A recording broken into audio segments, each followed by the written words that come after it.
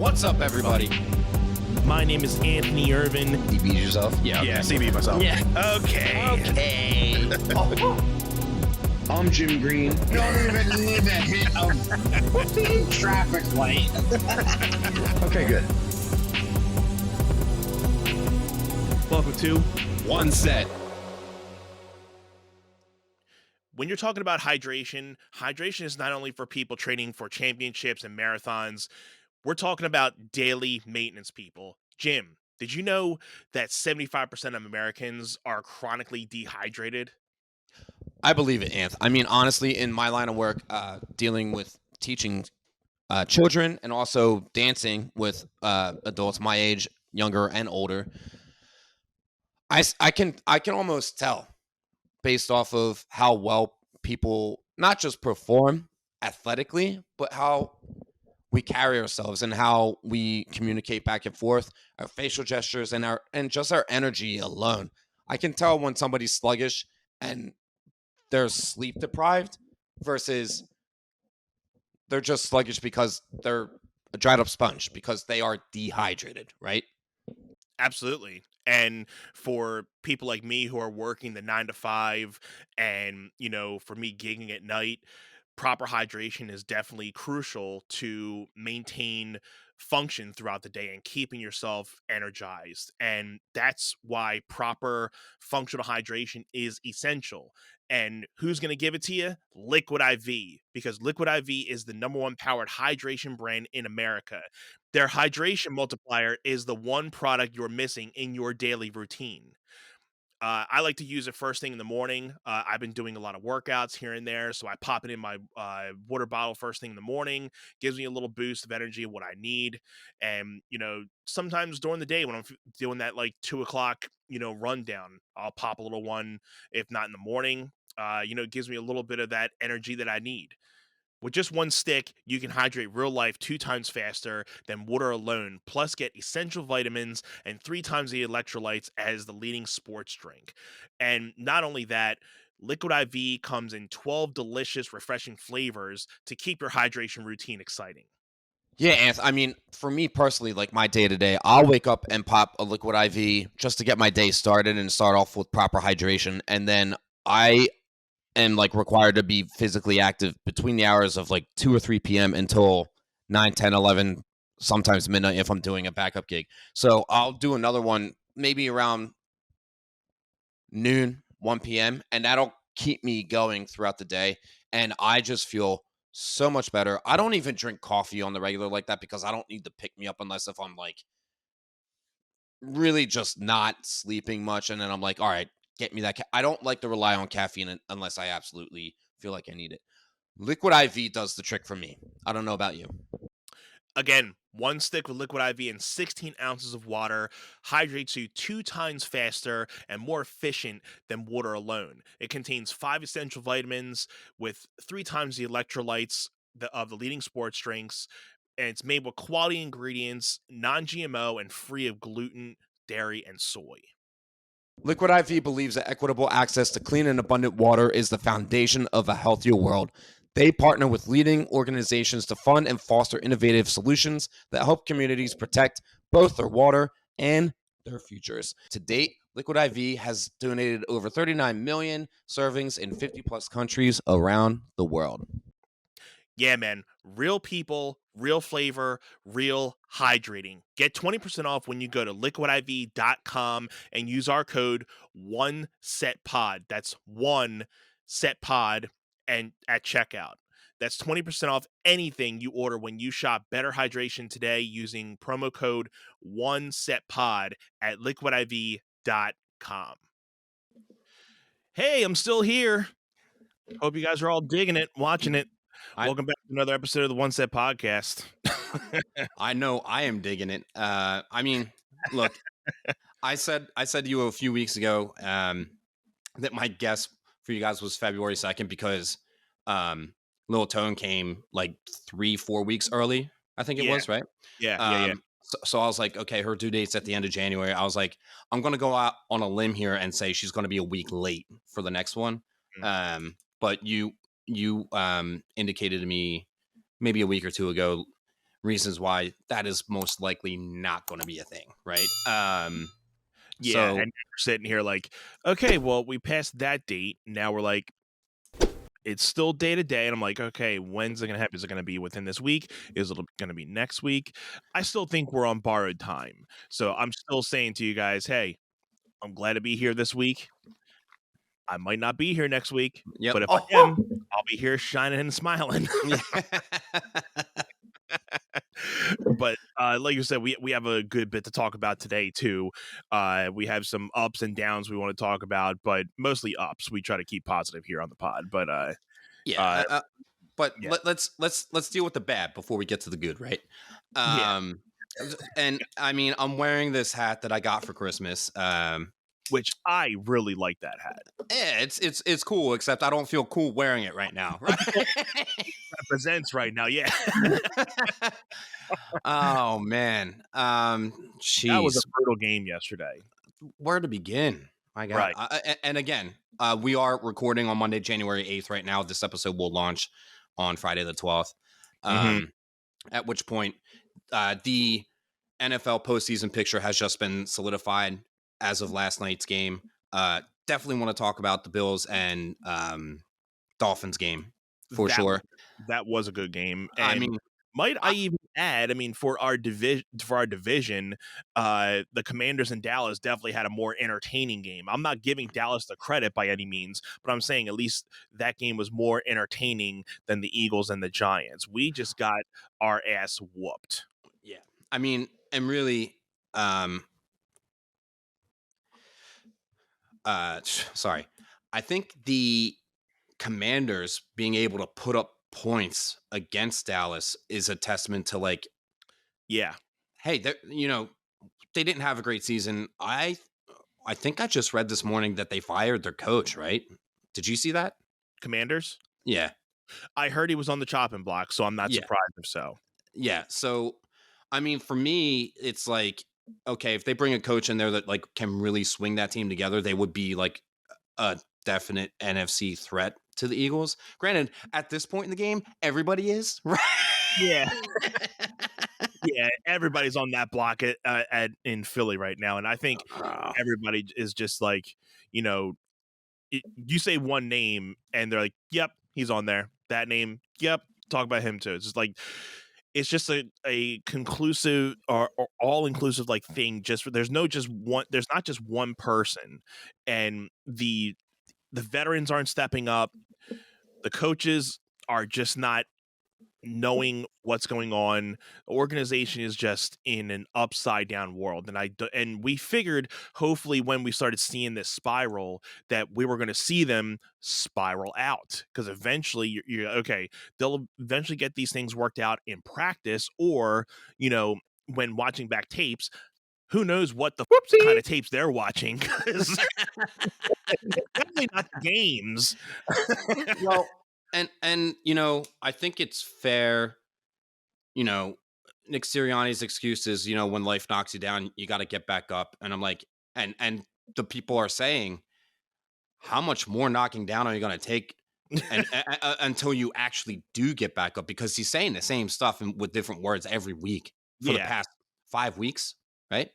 Well, not 5 weeks, but I think we lost 5 out of last 6 games, right? What was the what do we see? The number that was Eagles are the first team to go 10-1 or better at the start of the season, and then or something, and then end with 11 wins. Yeah, right. We literally went 10-1, and then we had one more win of the remaining 7 games. It's crazy. Like I told you yesterday, before the bye week or at the bye week, we were 8-1, and then the back 9 or whatever games, the other 8 games that we had, we went 3-5. Yeah, totally different, percentage, totally different. It's like it was like 2 different teams. But I'll tell you one thing: the 3-5 is what we deserve to be playing. We played like a 3-5 team. Oh yeah. 100%. And I mean, a lot of people, us included, can say in those first 10-1 games, not a lot. I mean, our buddy Mike said there were two games, because we talk about the Dolphins game where we actually looked like we secured the win Yeah, against the Dolphins. yeah. And Only that was four the now. that was the game after we took our first loss to the Jets, and we were like, really? Right? Um, and we were like, okay, that Dolphins game was the upswing, and we did good after that. Yeah. And when I say good, I mean we got wins, right? And a lot of people were saying, oh, none of these are even dominant wins, and like a lot of the Philly fans were like, a win's a win. Who cares, right? We were all, win's a win. Hey, whether it's by a, we were like, in Fast and Furious, whether you're winning by an inch or a mile, a win's a win. Yep. But dude, it's like what we said. They were very lucky wins, because we could have easily lost to the Bills. We could have easily lost to the Commanders probably twice this year. And then there were some ones that were like by like a field goal or a touchdown. Super close. Yeah. The Kansas City game was a close game. The other Giants game that we won at home was a close game, right? By the end of the game, yeah, it was decided by a last minute play. If they would have had something different type of game. And the Dallas game that we hosted in Philly came down to the wire. We barely won that game. So again, and those are our divisional rivals where we barely squeaked out the wins, which like makes all the difference when you go with like the tiebreakers and stuff going into the postseason, right? For like seeding purposes. But right. I mean, at any rate, man, this game yesterday, I mean, there were two perspectives going in, right? It was either rest your starters because you're already to the 5th seed, or so to give them the extra rest before wild card weekend, or you try to crank out the win in the off chance that Dallas loses so that you can swoop in and get that 2nd seed and have home field advantage in the postseason, right? Mm-hmm. And I've heard both sides of the argument, and what it turned out to be was a lot of our starters were hurt in the game yesterday. So now the only saving grace, and I hate this personally because the Eagles game is scheduled for Monday night. So they're not scheduled for Saturday or Sunday. So you get those extra couple days resting for those guys. Personally, it's because I have to work Monday night, so I'm gonna miss like the start of the game. But again, guess what? This is what happened. Game 7 with the Phillies, where I was. It was Game 6 because they played Game 7 on a Tuesday night, I believe, and I was on my way home, and that Game 6 for the Phillies started at like 5:45. So by the time I got done teaching at 8 and I was on my way home, I caught the tail end of it. But we looked terrible, and I was like, I don't even want to watch the rest, right? So at the least, the Eagles game is going to start at 8 something, and I'll only miss like the first quarter. But again, it's like either the Eagles are going to look good in the first half and then tank in the second, or they're going to start off bad and then just weasel out a win. Which, I mean, talk about going down to Tampa Bay and playing the Bucs. Yes, we did that. I think it was game 2 or 3 at the start of the season. Right. Barely won. Won. And the thing we have for us going is that they just beat the Panthers by 9 points. It was 9-0. So they're not seeming like they're playing their best football either. They probably are playing a little bit better than us, but we're at least playing a team that it's not like they blew out the Panthers like 30-10. It's not like they got blew out the team like us, and then they're going into the playoffs like, yeah, we just blew out that team. So, but you just beat one of the worst teams by 9 points. They are the worst team. The Panthers, their record was 2-14. Yeah. Right? So you only put up 9 points against those. So if anything, that makes us feel a little bit better. But again, it could just be like, again, an off week, and they come in, we go into Tampa, and they're home, so they're gonna be at their best with their fans, but like us Philly fans, we're gonna travel hopefully, and we'll have our people there. But if we just in your words, if we just start in the bed, those fans are not going to stay there that long, because we've had so many ones that we are ahead by 2 touchdowns at the half, and then we just become not even the team that we were in the first half, and we let them come back, and either we skim by and win the game, or they just get to the point where it comes down to one last play and they get a touchdown or a field goal and they lose the game. So it'll be interesting how the game goes. Unless, hey, they've been trolling us this whole last half of the season and they come out swinging. Yeah, and I mean to the Panthers and Bucks game. Yes, it was in North Carolina. I don't care. I mean, they are the worst team. If you are, and it goes without saying, right? The NFC South is the worst division in all of the NFL. Mm-hmm. Like the Bucks got in with like just barely over a 500 record, right? I mean, the NFC East was literally them like 10 years ago when the Eagles were getting into the playoffs, but they were just 9-7, right? Yeah, that's what the Bucks are right now. You know what I'm saying? right. Those 9 points that the Bucks put up, by the way, against the Panthers, all field goals, no touchdowns. Yeah, and they went the first half of the game tied 0-0. I'm 99% sure on that. I know the Bucks got 2 field goals. It was either the second or the third quarter. I'm almost positive it was the third quarter, and then they only got their next 3-point field goal in the fourth quarter, and that was the game. Like the Panthers actually held them off and didn't allow the Bucks to get a touchdown. If the Panthers could do that, our defense can do that under the right coordination, under the right direction, right? Yeah. So it's actually like the only game set, like the only like matchup that I could see the Eagles maybe sliding through the first round. Because maybe if we win that, we face the Niners, and that's just going to be, hey, we got to be playing our own game, our best game. But the way San Francisco's playing right now, I got them going all the way to the Super Bowl this year, because I think they're really good. I mean, Purdy has his moments. He may not be the best in the league, but he's definitely top 5 quarterbacks in the league right now. But I think they got a good chance of going to the Super Bowl this year. Yeah, I mean, so just to throw this out there, the Eagles will only go play the Niners in the second round because we're the 5th seed.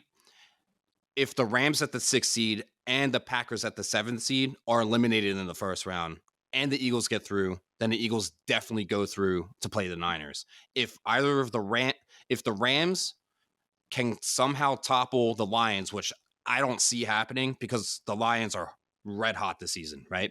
I think it goes by seed. I think whoever plays Stanford, I think it goes by seed. You're right. Well, San Fran plays the lowest remaining seed after the wild card weekend, right? So the Rams and the Packers have to be eliminated. The only thing I'll say is I think the Packers are super strong right now. The only thing that they have really going against them is they are playing Dallas in Dallas, right? Like Dallas getting that second seed home field advantage is going to work in their favor because it's definitely going to help them. Yeah, Dallas does, and this is coming from someone that is a Dallas fan, not me. just to clarify, not either. No, said Dallas fan indicated, yeah, Dallas is great at home, but they don't do well when they're away, right? So them getting that home field advantage, hey, they maybe get past the first round, and if they don't, it's because the Packers came in and laid on their A game, right?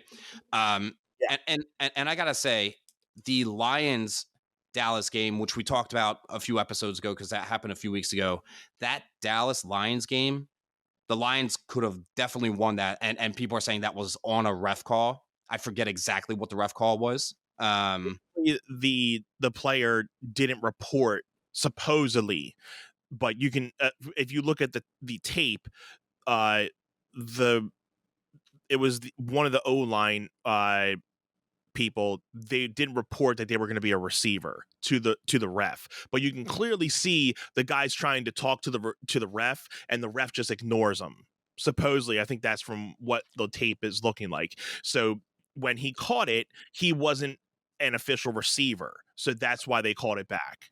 Have you ever wanted to start your podcast but didn't know where to start? The One Set Bros are here to talk to you about Zencastr.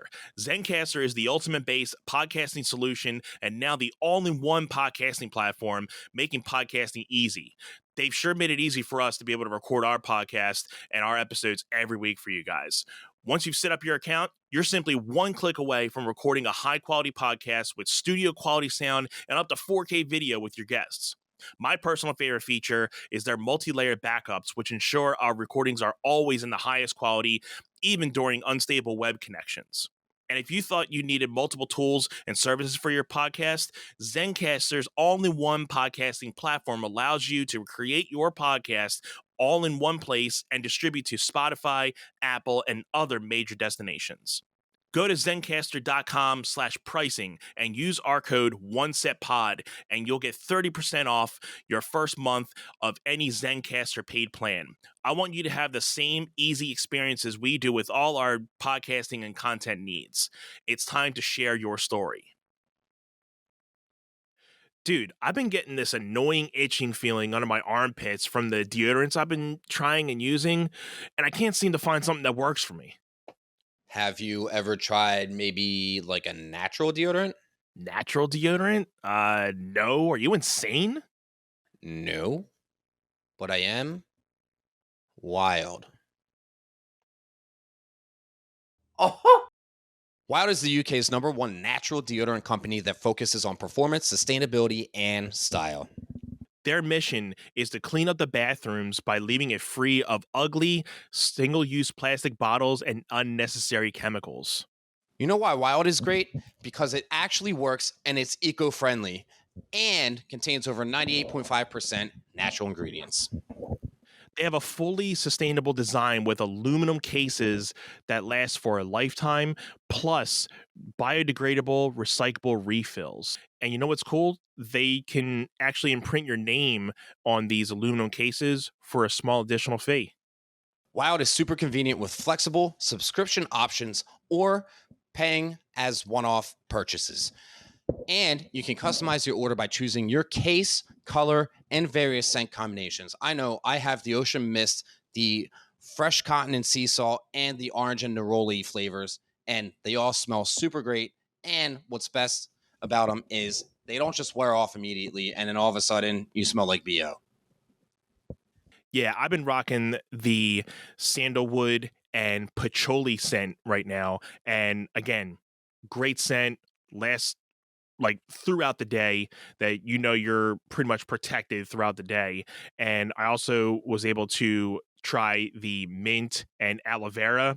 Big aloe vera fan, right on point, long lasting, and you can look forward to these cases and scents in a limited edition every month. Go Wild today with a special discount of 25% off your first order when you get the code OneSetPod at checkout.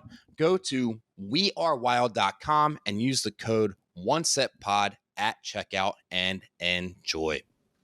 Okay, for a second, I thought that happened in a different game, but I think you're 100% right. Now that I'm thinking back, I think I just thought that game was more recent. Yeah, it was at least 2 weeks ago, if anything. I think you're right. I think it was 2 weeks ago now.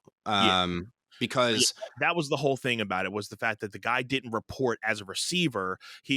And you can see from before the snap, him and another O lineman are trying to go to the ref to report it, but the ref is doing a signal and he just walks away, doesn't acknowledge those two coming up to him. So it's like, why wouldn't the ref, be checking in if they're trying to say something? But again, it's just the ref. We can have a whole nother conversation on the refs this year, but I think if that play would have went the way it should have went, Dallas would have obviously lost that game. Dallas would have lost. The Lions would be the second seed. or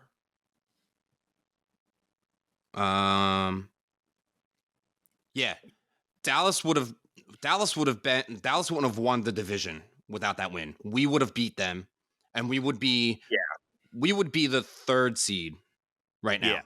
Yeah. And the Lions would be the second seed if not for that call, right? Hmm.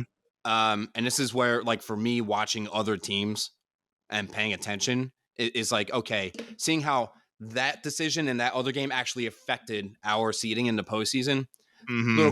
Little cool, because I'm usually just tunnel vision in on like the Eagles games and their matchups, but seeing how those other decisions in the other games panned out and affected us in the long run, right? And that's why the last week of football is really fun, because, you know, not only your team trying to win, you got to also think there's always, you know, other games that can decide your fate as well. Just like the Jags game, you know, the Texans winning really gave the Steelers the chance to get into the playoffs. So, you know, that's like the last week before playoffs is always like, you know, you're always watching so many games because you're like, okay, we got to make sure these people win so that, or these two teams got to win in order for this to kind of happen, but we got to win in order for all that to happen. So there's a lot of different, you know, puzzle pieces that have to work in for certain teams in order to either get in or secure their spot. It was the Titans that beat the Jags. The Texans beat the Colts to get the right, Titans, the AFC South title, right? Yeah. Different T. Which you were close. Which I was surprised. I know you and I were pulling for the Jags just for like Dougie P. Cheyenne, same thing. But we knew once the Steelers beat the Ravens week 18. Granted, Ravens sat their starters, right? Their second string was in. Steelers swing out the win, and they just needed either the Jags to lose or the Bills to lose, and then they were in, which it was great because we were able to see the Jags lose at like the 1:00 game yesterday, and then the Steelers were in, and we were like, cool. I mean, it's crazy because the commentators have even been saying, I think it was Chris Collinsworth, was like, you can't kill the Steelers. Like, they always find a way into the postseason. Find a way. Mm-hmm. Yeah. I mean, and it's crazy to think they're 10-7 and the Eagles are 11-6, right? Yeah. Like, just put that into perspective, right? Right. The Steelers are like, this is probably their best season since Roethlisberger left, right? Because I think the 2 seasons prior they were like, I mean, but they were like, meh. It was trying to find who your next starter was, and they had Kenny Pickett in, and Kenny Pickett did okay, and then he got injured, and they put Mason Rudolph in, and he's won every games in the last few games that he's been in, and everyone's just like, okay, I think we got him. We got him. Yeah, and I mean, it worked. He's not Nick Foles stepping in for Carson Wentz. Let's be clear about that, right? No. But anyway, we are getting a little sidetracked. Let's stick back to the Eagles real quick, and then we'll get back to the rest of the postseason stuff in a second. I don't even know where we left off with the Eagles, other than we were talking about the Bucs and the Bucs only getting 9 points against the Panthers. Yeah, and then we're all field goals. We basically feel at least they're not coming off of a massive win, and then we have to go into Tampa with that type. Even though we're coming off of a horrible loss, at least their win isn't too powerful to be like, hey, I mean, you know, it is what it is. But I don't feel confident about the game, but I feel a little bit better that they only scored 3 field goals on a horrible team. So, you know, they're coming off of not that great of a game either. So, you know, I think our chances are not 0, but they're definitely not close or not even above 50% for me. Yeah, I can't even confidently say 50-50. I would actually go off and I'd go off and say like a 30-70. Like, we have a 30% chance of winning, especially that's reasonable. You're in Tampa, and both teams did play each other, and I would give that advantage to the Bucs because they'll study us and know. Whereas you can't even say, "Hey, Eagles played this team this season. We know them and we get them." We don't know what the Eagles are doing right now, right? Because we played the Bucs at the beginning of the season, and we don't know what just happened to them in the second half of the season. They just literally like shat the bed, right? And I think that's what has been going on. Teams have been figuring out that we don't have. I mean, we have great talent on the team. I think it's been mostly about the play calling. The play calling has just been like, and we talked about that too. It's just been poor decisions, Yeah. and just Jalen's been not really making the best decisions, but the O-line's been not giving him enough time to make a decision because, then he gets these defenders in his face and then he has to throw it away, or then we have to resort to running the ball or making those short screen passes. They're not giving him enough time to look downfield. And if he does, he just throws a bomb and hopes that AJ Brown or, Devontae Smith are down there and going to catch it. But, it's just been all over. And, I don't even think Goddard may have got 1 or 2 touches yesterday. But Yeah. it just wasn't spread around like it was before the bye week. Like, AJ Brown was getting a decent amount. Smith, Goddard, it was being passed around decently even. Now it's just like, but then again, we weren't giving Swift a lot, but now he's really getting a couple more touches. But then obviously he was out during the game that he had the flu or he had some type of sick, complications. But I don't know. I just don't know what to say about this team right now. I'm stumped. And it's like I was just talking about with like, hey, if that Lions player reported to the ref and that touchdown was a thing and Dallas had lost that game, we'd be a higher seed with the home field advantage right now. If Jalen Hurts didn't launch that interception in the Seahawks game at the very last play, like we could have gotten the field goal and tied. And I was just thinking, okay, we only need 10, 15 yards. Now is the time to do like a 5-yard screen pass to get a little bit. Then, I understand he's trying to play hero ball. He saw it and his calculation was, hey, go for it. But he probably didn't expect, the defender made a good play. Let's just say that. He made a good play.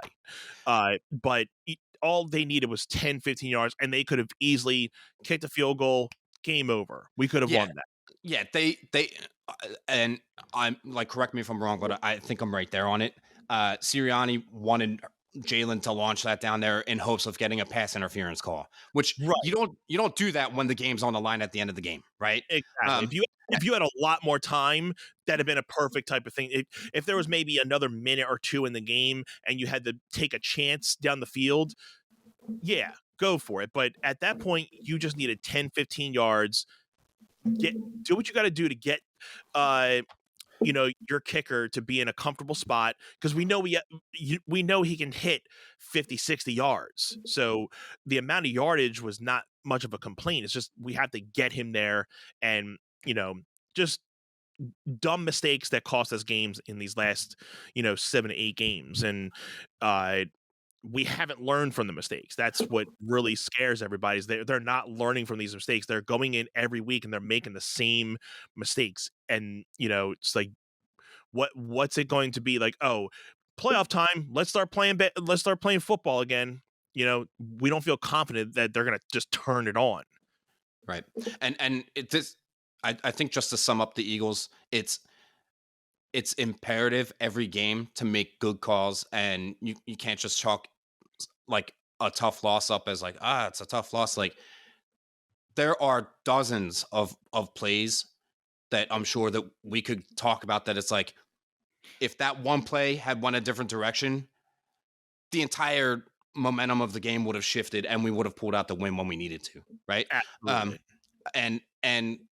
And now you're here. You're at the 5th seed where you should have been the first seed, if not the second, right? But if anything, I mean, I'm not happy with us being the 5th seed. I'd rather us be 2, rather us have the home field advantage. But I'd rather be, at this point, I'd rather be playing Tampa than the Rams or Green Bay at this point.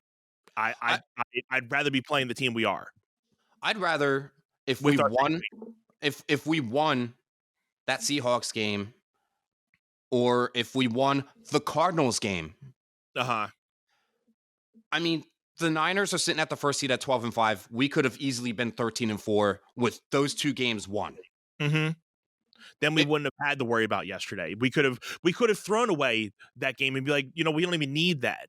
Because no matter what, if Dallas won or lost, we would have been good. So we could have easily walked into that game. We could have not had to play our starters. Just we could have lost and not have to worry about it, but we had to win. I mean, we were okay with the loss too. We were going to be only as low as the 5th seed, but still, we could have had an advantage with the home field. But it is what it is now. But I feel, hey, if we're going to play any of those teams, I'd rather be playing Tampa Bay right now. Yeah. I'd rather be at home, but we gotta do it on the road. So this is tense. I think, like I already said, for the Eagles to have any chance to squeeze by the first round, Tampa Bay's the move, right? Yep. Let's look into the brackets. So we want to do 2 things here. We want to talk about what we think is going to pan out first. And then we'll talk about the other thing when we get after we get through this. Yeah. So we're looking at Wild Card Weekend, which again, by the time this airs on Friday, it'll be this Saturday, 2 games Saturday, 3 games Sunday, and then the Eagles and Bucks play Monday night. Mm-hmm. I do want to say something interesting is they have all 3 of the AFC wildcard games happening first, which I don't like. I mean, yeah, you're going to pay attention, but like the games that matter to us are the NFC wildcard games because that'll help us to see the picture. So not the Saturday and the Sunday 1:00 game are like kind of a wash, but I think they usually do that. They're like they'll do one conference pretty much first, and then they'll lead into the other conference. I think that's kind of how they usually do it, and it's not really mixed. But I could be wrong. Okay.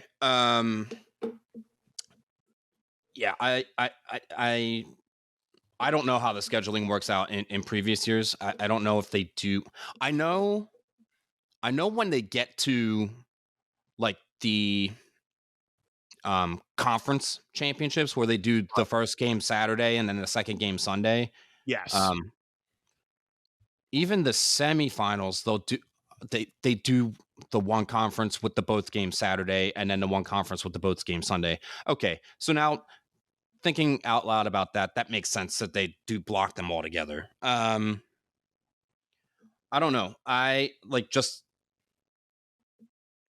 let's do the NFC first since we're more familiar with them. Okay, so San Fran getting the first round bye. I think just talking about it, I'm gonna go out on a whim and say the Eagles get the win against the Bucks. Like I am gonna hold that little smidge of faith left and say we squeeze through the first round. I mean, I know that there's not a lot to go off of right now, and I know I just said we have like a 30% chance of winning. But again, with the Bucks only putting up 9 against the Panthers and all field goals, no touchdowns, worst team in the league being the Panthers, I think the Eagles have a shot here. So I'm going to give that to them. Packers and Dallas is like the game I'm actually looking forward to seeing, which is happening. Happening Sunday, right? It's the 4:30 game on Sunday. Yeah.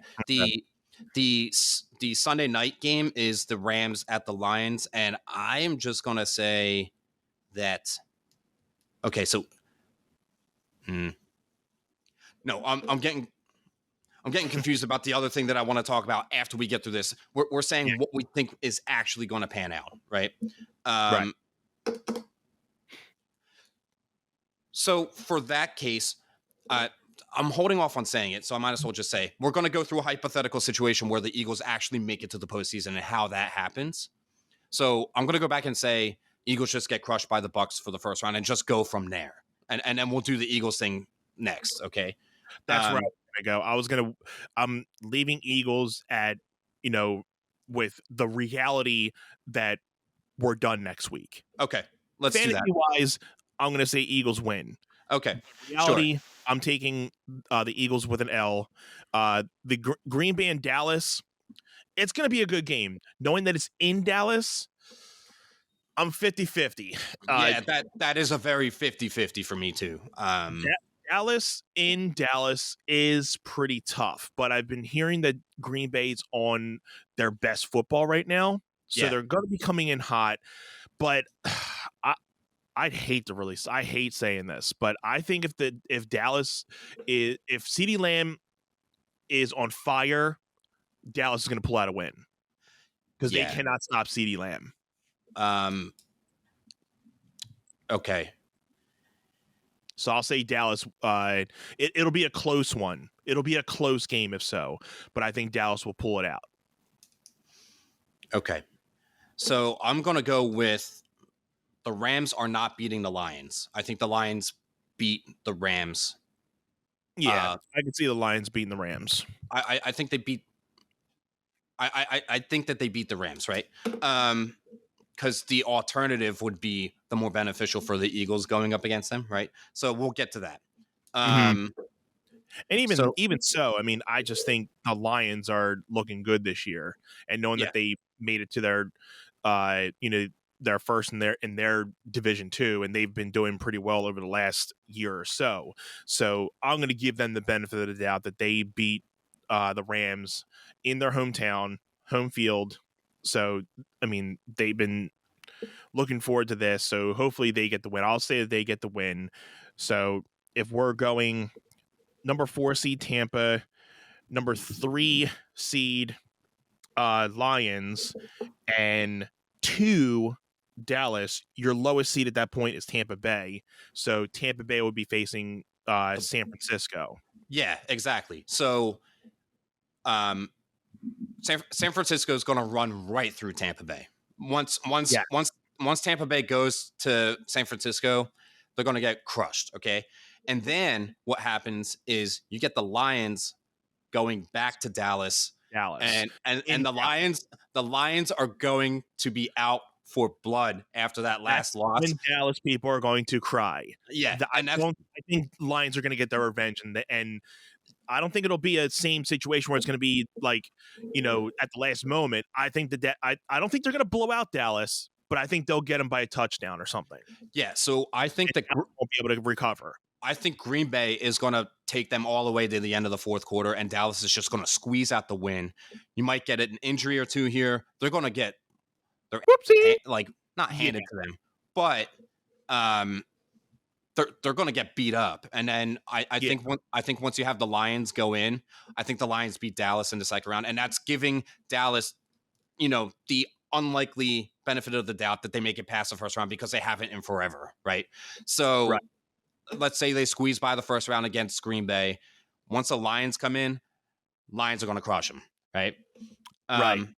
Then you have San Francisco going against the Lions. I think it's a tough game, but I think the Niners. It'll be a good game. Niners will beat the Lions, and they'll secure their ticket to the Super Bowl. And I agree. At that point, I mean, we can finesse this AFC round. I haven't paid that. Well, okay. Not too much, okay. Actually, actually, this will be fun. And again, not paying as close attention to the AFC conference. So we have the Browns playing the Texans. So the Texans quarterback was the second overall draft pick this year, and they secured their way into the postseason by beating out the Colts, which Gardner Minshew underthrew the very last pass that had them with the only hope of winning the game. Right. You were telling me about that. I did not see the game, but I heard you saying like he just demolished a 4th and 1 play. Yeah, it was not great. So I think, for the Texans with their new starting quarterback, just their first year, I think just getting into the postseason is enough for them. And then I think you have the Cleveland Browns, which has Joe Flacco, new energy now. Yeah. I think Cleveland takes Texans in that game. Yeah, because I mean, it definitely in the playoffs, it comes down to experience. Flacco has some experience in the playoffs, and it looks like they're on that, bender of wins and on the Flacco train. The only thing is that the game is in Houston, right? So Houston does have home field there. But I'll go with the I'll go with the Browns too, pulling it out too, because they just beat they just beat the Colts. So, I'll say the Browns, not by much, but I'll say the Browns get the lucky win. I think so. Okay, on to the Dolphins at the Chiefs. So this is tough because the Dolphins met the Chiefs in Germany this year. Like that was their matchup this year. And Tua just did not play good in that game. And I mean, there are a lot of people out there that say Tua is the most underrated quarterback. I don't agree with that, but I think there's a lot of hype behind him, and I don't think he lived up to it this season, right? Mm-hmm. Some good plays here and there, for sure. Absolutely. But I think watching, okay, and this is a good part to talk about, the just to kind of interject this, the Bills and Dolphins game last night, which was excellent. And I think what you had there was Josh Allen and Tua are similar in that they put up these potentially really great passes and then they just don't pull through. I don't know if that's on the receivers or what. I think the edge goes to Josh Allen because the guy can run. The guy can run, and he's a big dude, right? Yeah. They definitely got that one first down in the fourth quarter towards the end of the game because Allen ran the ball and he almost tripped and he stayed on his feet and he just dove in for the first down. That definitely was big. And I don't see Tua making those runs like that. I think Tua has a little bit better of a shot connecting with the passes. But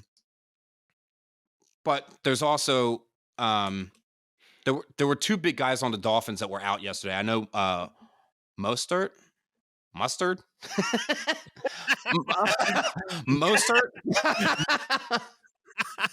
Yeah. I think I know which one you're talking about. Yeah, they definitely there was a couple injuries in that game. Somebody called Ketchup too, I think. But that's the one. Yeah. So I think if they get them back next week, Dolphins definitely have a chance at the Chiefs. I just think the Chiefs are not the dominant team that they have been in the past couple of years. They definitely don't look solid. They're not like what they were last year. No. So I think it's going to be a tough game. It's hard to bet against the Chiefs though, right? Like, so I think it's just easy to go with them. It's hard. It's kind of like Dallas. When you're playing the Chiefs in Arrowhead, it's hard to beat them in Arrowhead. So I got to go with the Chiefs for that. Yeah. It'll be a good game, and I think that's going to be, as long as the Dolphins keep pushing it, then it'll be a close game. But if the Dolphins don't find something to, keep the Chiefs off the field, I think Chiefs are just going to run through it. I think so too. And worth noting, by the way, exclusively on Peacock, everybody. Exclusively. Yeah. The first time that they're doing a playoff NFL game exclusively on a streaming platform, which know that is riding people up the wall, by the way. Right? Even the announcer was saying, like, just get it done tonight and get your kids to do it so you don't have to worry about it next week. Then you have to worry about it. Let the kids figure it out. Yeah, that's going to be people just flipping out all weekend. Like, what the hell is this Peacock doing? It's going to be a giant fucking shit show, man. I guarantee it. I feel bad that they're doing stuff like that, but again, they have contracts, they have certain things they got to abide by, but they just can't televise things, and that they're trying to sell the whole, just like the same thing with Amazon Prime. Now Thursday nights are on Amazon Prime, and they're trying to swing everybody into doing the Peacock thing as well. Thankfully, I mean, we do it for wrestling, so we don't have to really worry about it. But if you, especially for the older folk who don't want to have to worry about streaming platforms, now it's like, okay, well, now I can even watch football because I got to download an app and watch it either on the computer or a phone or the TV, and which I don't know what to do. So yeah, there's going to be some angry people out there about, and then you got to worry about, the fact that cable, I mean, you have to worry about sometimes connection issues too, but Peacock sometimes has a lot of connection issues. So they're going to be about that too. Yeah. I mean, and that's with people that have like your standard cable package and don't even pay for elevated Wi-Fi signal, like bandwidth. you're gonna run into a lot of upset people for sure. If you haven't already, it's gonna be bad. Okay, let's get on to future people. We feel bad for you. The One Set Bros feel bad for you. yeah, absolutely. The Steelers are at the Bills again. The Steelers just slid in 7th seed. The Bills beating the Dolphins last night secured them as the AFC East title holders, which pushed them to the 2nd seed, which is crazy because like 6-7 weeks ago, the Bills were almost done. They were on the cusp of being eliminated entirely and not even having postseason contention at all, right? So they definitely turned it around, unlike the Eagles. They know how to turn around their season. Well, the Bills almost cranked out that game against the Eagles. It went into overtime. I actually felt a little bad for Josh Allen because I know how like Weasley the Eagles have been pulling out these wins. If it was not for that catch in the end zone, we would have lost that game. Easily. That dude had it right in his hands. And that would have sealed the game. I gotta say the Bills are gonna take that game, man. I think it's hard to root against a PA home team, but I think the Bills get this one. Yeah, well, the Steelers were, they're coming off of Roethlisberger being gone, and they're trying to rebuild, right? And they're trying to find their way. Kudos to Tomlin. He's probably my favorite coach in the entire league. I would die if they brought Tomlin over to the Eagles. If they got rid of Sirianni and Tomlin, I don't see him I don't see him going out of his way to leave the Steelers. But if the Steelers wanted to make a giant change and they got rid of Tomlin, I say, Howie, you better scoop him up, man. Like that, or if Belichick is still going to be around, if he leaves Patriots, scoop up Belichick. But he may want some general manager, terms in there. Either way, the dude has a record. Pick him up. We need something. Well, and the thing is too, right? Like Bill Belichick is working with a team that has nobody on it. There's no weapons. There's like nothing happening there. You give a coach with the experience that he has and like the GOAT status coaching that he has, and you give him a team like the Eagles where we have talent and they just need proper direction right now. Yeah, I would take it as much as I would think that's what Jalen Hurts needs. Is he needs good coaching at this point, because you're not going to get, no matter what right now, you're not going to get rid of Jalen Hurts at this point. If we're having this problem still another year or two, then yes, that's probably when we need to start thinking Jalen Hurts might be on the chopping block. But I don't think he's there yet. But if you get Belichick like helping Jalen Hurts out, I mean, Belichick was the one that put Tom Brady onto everything. So he has that championship mentality. He knows what a team needs to do to become a dynasty team. So a guy like that training AJ Brown, Jalen Hurts, and all these other guys, I think that's if he's available, I don't see them and if they have the capital to bring him on, that's going to be the only thing. If they have the capital to bring it on, if they do, they should be at least bringing him in for an interview. Yeah, and I mean, I was going to say something. Dogs going crazy. Hi. Oh, Jalen Hurts just signed on a contract for another 5 years. We have him for 5 years, unless if so he's not going anywhere anytime soon, right? No. I think the Eagles organization, the higher ups need to consider like we need the best coach with Jalen to get it done, right? And Absolutely. Sirianni getting us to the Super Bowl last year, sure, that was great, but I don't know. I don't know if you like just ditch him after the season, because we did get to the playoffs. It's just the performance in the last 6 weeks. It's just like, okay, are they really going to get rid of them on that, or are they going to hang on to him for one more year to prove himself? Yeah. And I'm sure a lot of fans, especially after last night's game, people are like, get rid of the entire coaching staff, like immediately. Yeah. I heard on WIP that they were saying like that the Eagles have never fired a coach on a winning season. It's usually after maybe a season or two that they've come from a winning season, and it's just been like, we won like 4 games and then like, okay, then that's when a coach gets fired. So the chances that Sirianni gets fired after the season is slim.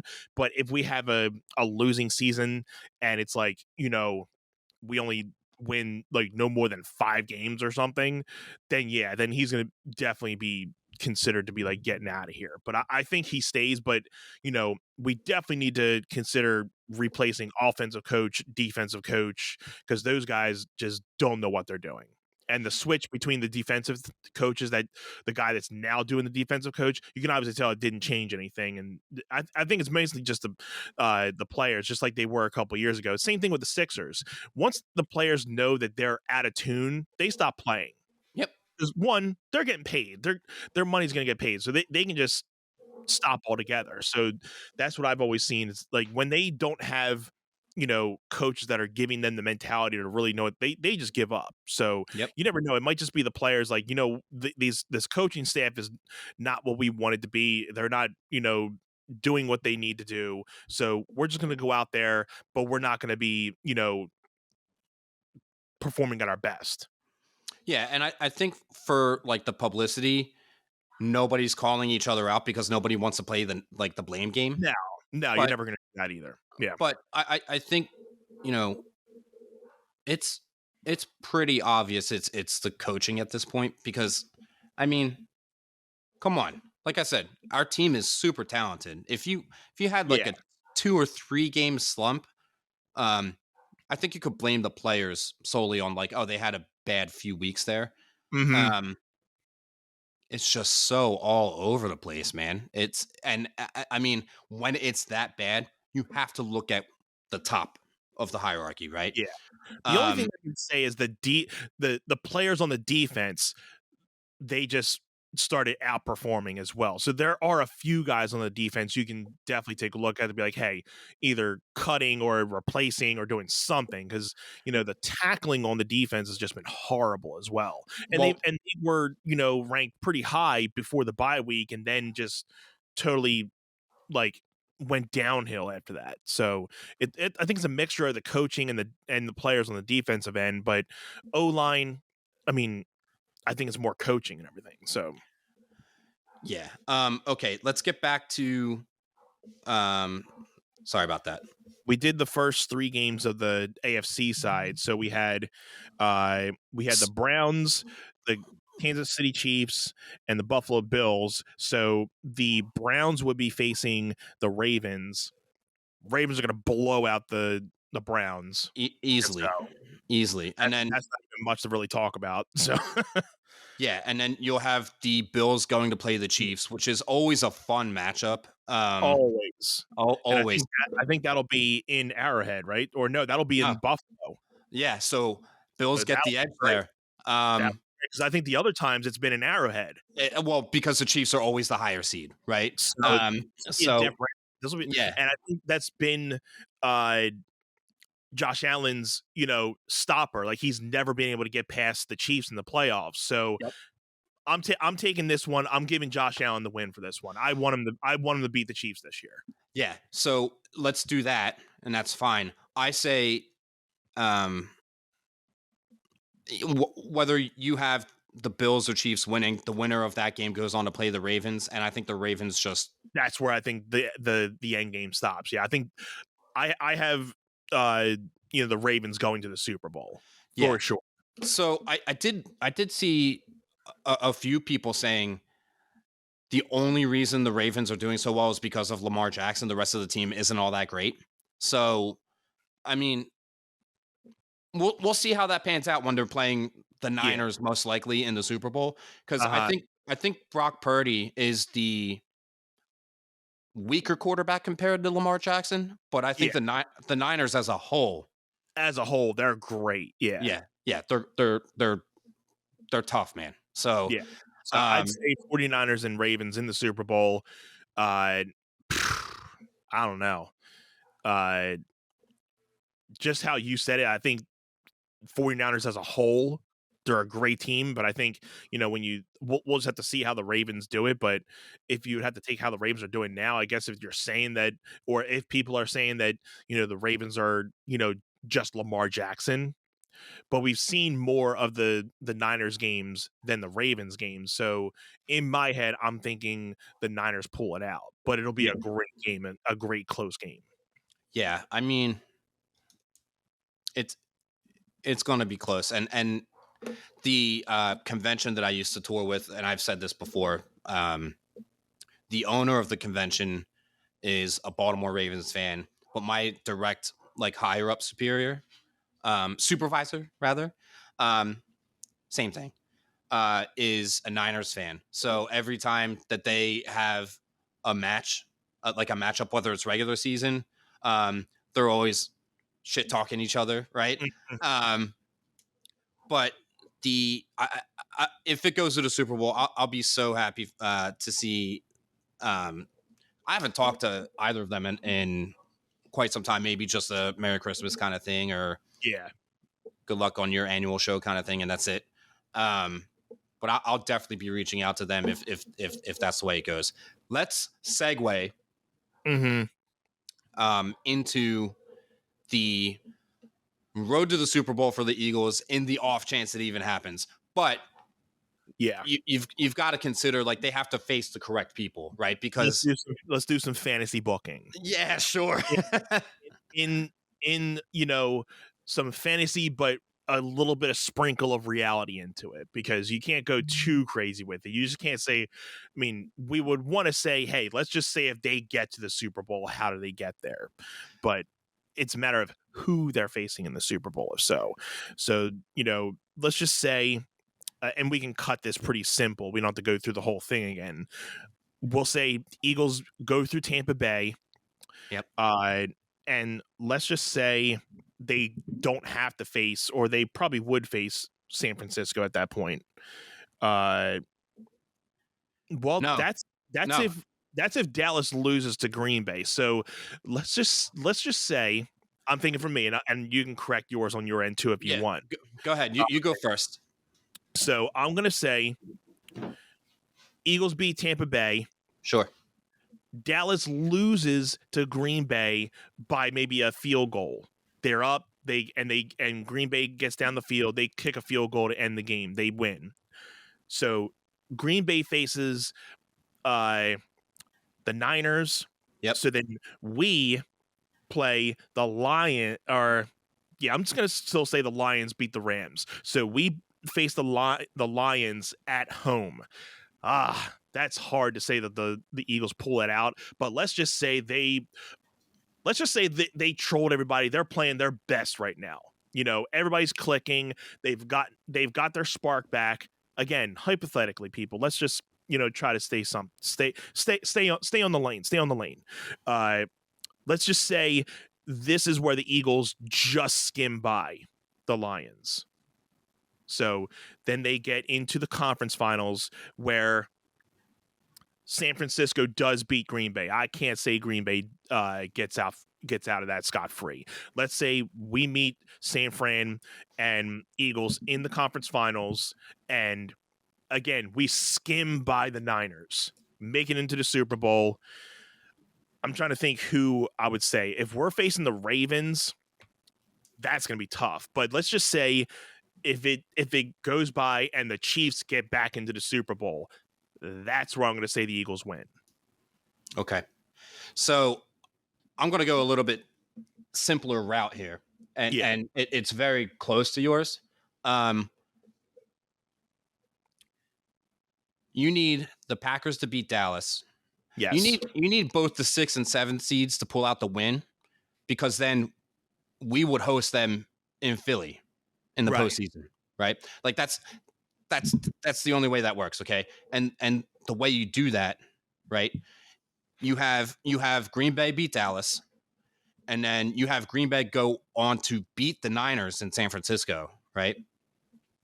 You have the Rams beat the Lions, and then the Eagles would host the Rams. We beat the Rams, and then you have the Eagles host Green Bay, and then we beat Green Bay in Philly, and then they go to the Super Bowl. And I mean, if you want to talk about them winning,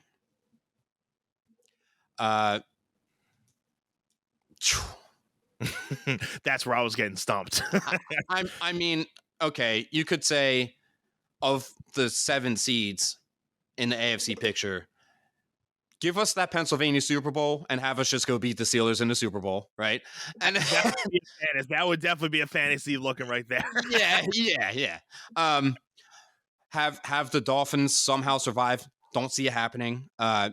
Eagles, Dolphins, Super Bowl. We know we can beat them and in solid fashion.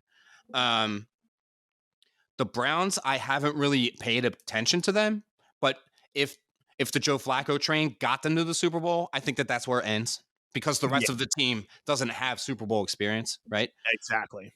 Texans, young team. If they happen to get to the Super Bowl, Eagles beat them, right? Yeah. Mm-hmm. So now you're at the Chiefs, Bills, Ravens, which we know we can beat the Bills, but that was in overtime, right? So if the Eagles play the Bills in the Super Bowl, I think the Bills would be out for blood, and then they would just beat us, right? Obviously, fantasy booking, Eagles, Chiefs rematch in the Super Bowl, and then somehow the Eagles they've hit their shot in the postseason, and the Chiefs just play like they've played all year, very lackluster, and we actually get the win over them. Ravens, literally the only way we beat the Ravens is if Lamar Jackson gets injured along the way in the postseason, and then let's say Lamar Jackson makes it to the conference final, and then he's injured and can't play in the Super Bowl. Eagles beat the Ravens. That's the only way I see the Eagles winning the Super Bowl against the Ravens. They might against the Bills, but I don't see it. And the Chiefs, I think it would just be a fun rematch. And if they got the win, it would be cool. And it would certainly it was certainly, I wouldn't say unwrite the tail end of the season, but the coaching staff's jobs would be safe, right? Yeah. That's the only way this team is getting saved is if they win. If probably at the least, if they get it to the conference finals and they probably win to the conference finals, that's why I would probably think the coaching staff could be safe. If they can win a conference final out of this season, I think they'll be at least safe for a year. Yeah. Wow. Yeah. Anything can happen. Anything can happen. Sure. And that's why postseason football is so fun, because you have your top seeds that have gone out in the first or second round, right? Yep. So as much as we see the top seeds from each conference going to play each other, you never know.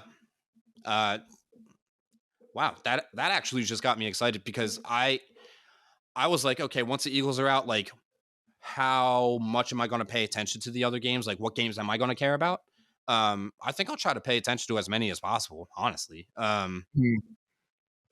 Because, I mean, just all of these teams, like the playoff picture unfolding in the very last weekend was pretty cool. Especially the AFC conference had so many different ways that it could have gone. It was just kind of like anyone's ball game, no pun intended, right?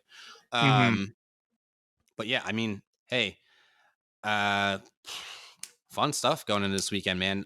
Glad that we were able to squeeze this one in. We were talking last night, like, should we even do this? Like, what if you can't get the episode edited in time for the weekend, and then we just lost the episode? But yeah, that is our NFL postseason wildcard picture predictions, and our logical predictions, and our Eagles fantasy booking to get to the Super Bowl, if not even maybe pull out the very unlikely win at this point, right? Let's hope for a win, but in the reality of it, I think when we come back next week, if I'm here, we might be doing the Eagles funeral. We might be doing the Eagles funeral, yeah. And if for some reason they squeeze through, it really just depends on if either the Rams, I mean, our best chance to get past the second round is if the Rams somehow beat the Lions in the first round, because we can beat the Rams and we will be hosting them. So if the Eagles win next week, it'll be like my life right now, any day now. Any day now. Any day now. Put us out of our misery. Yeah. That's going to be their slogan for the rest of the playoffs. Any day now. Literally. So, Yeah. Let's just hope. I mean, we're Philly fans. We get pissed about our teams when they're doing bad. We love them when they're good, but true Philly fans never go against their home teams. So we have a little bit of juice left in us. We're hoping we can get this win, and maybe it'll spark them to really get farther into the playoffs. But we wouldn't be surprised if next Monday night is their last one for the season. So let's just hope for a win, buddy. Yeah, for sure. Anth, anything else before we get out of here? We were going to talk Rumble Talk, but we took that NFL postseason stuff a little bit longer, and I have to get on to getting ready for the job. I'm back to teaching for the first time in I was off for 2 weeks from teaching, and I was doing the first job thing. Was supposed to work maybe last week, but never heard from them. So yeah, maybe depending, because I know I'll probably be dealing with new guy by the time the Rumble comes out. I know we were going to do some Rumble predictions, but maybe on my end, I'll shoot something on the side of my Rumble predictions. Maybe we'll just squeeze it into an episode. If you're going to do a thing solo at that point, maybe I'll squeeze in something on my predictions. So sure. We'll see. We'll bring in through the eyes of Eisenberg, but it'll be through the eyes through the eyes of AI, right? Through the eyes of Irv. Yeah. We'll figure out something so that you can swing in and give your predictions. Again, we will unlikely be able to record some prediction episode together the week of the Rumble. But off chance, any day now. But we'll see. Cool. Anth, glad we were able to get this one in here. Wishing you and Jen the best. Again, maybe see you next week, maybe not. See you next week. We gotta go. We're out of here. And all the love, man. Anything else you want to say before we jump off of here? Thank you all for tuning in again. We love you. This has been another episode of One Set. I can't really say I'll see you next week. We'll see if you'll see me next week. If so, see you on the next one, guys. Yeah. And as always, you know how to. If you haven't subscribed, make sure you subscribe to us on YouTube. Follow our socials. Email us at onesetpod@gmail.com. Check out our Patreon, patreon.com/onesetpod. Plenty of merch. We are excited about all of the Patreon things headed into the second, third, and fourth quarter of the year. Obviously, Anthony is going to be on a little bit of a hiatus coming up. But yeah, thank you all for tuning in. Anthony, all the love to you, brother. One set. All love.